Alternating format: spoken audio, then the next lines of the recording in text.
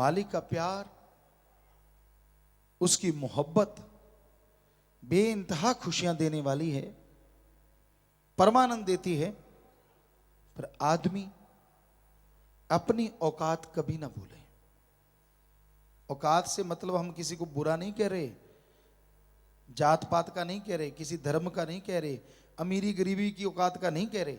औकात कि मैं सिर्फ इंसान हूं, भगवान नहीं हूं, यह बात कभी ना भूले। औकात से मतलब हमारा ये है।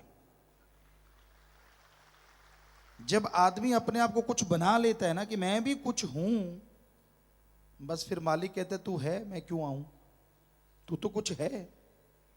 बुल्ले शाह की बात इस बात पे हमें याद आई। रोजे के दिन थे और बुल्ले शाह, उनके साथ कुछ मुरीद थे, कहीं बैठे, जाने लगे, खेत था उनका। कहने लगे चलो गाजर मूली खा लेते हैं। कहते ठीक है जी।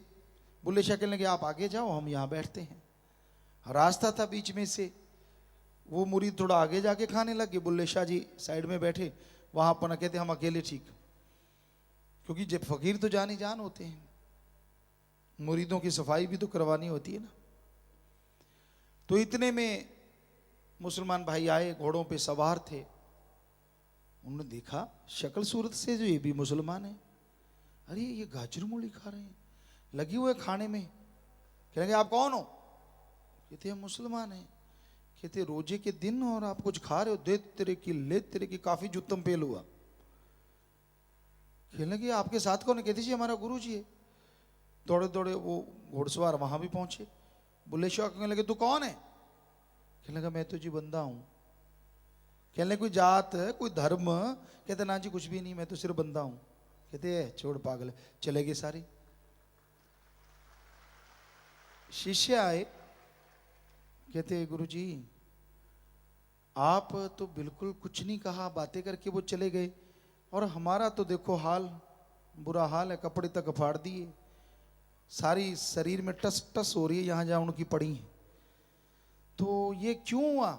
बुल्ले शाह कहने लगे आप कुछ बने होंगे, हम कुछ बने नहीं। आप बने हो तो ले लो फिर। तो कहने का मतलब जब आप कुछ बन जाते हैं ना, फिर काल के यूं ही पड़ती हैं चारों तरफ।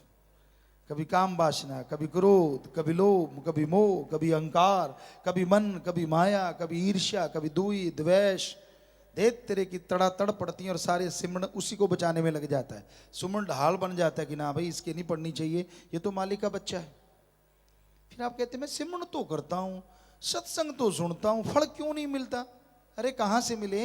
वो सारा तो आपको बचाने में, आपकी की गई करतूतों को आपसे दूर करने में ही लग जाता है। कहां से आपको खुशियां लाके दे दे? कोई बचनों में काट करना शुरू कर देते, फिर तो कहना ही क्या है। फिर तो बहुत ज्यादा सुमन किया हो तो चाहे बचा ले, वरना वो आप पापों के अधिकारी बनते चले जाते। तो इसलिए भाई खुशियां तो सुमन में हैं, तमाम 100% खुशी देता है। हो ही नहीं सकता कि जिसने मालिक से नाम लिया हो, दृढ़ यकीन रखता हो, उसे कोई कमी आ जाए। लेकिन कमियां आपकी जब तक निकलती नहीं, सुमन का पूरा फल आपको मिलता नहीं।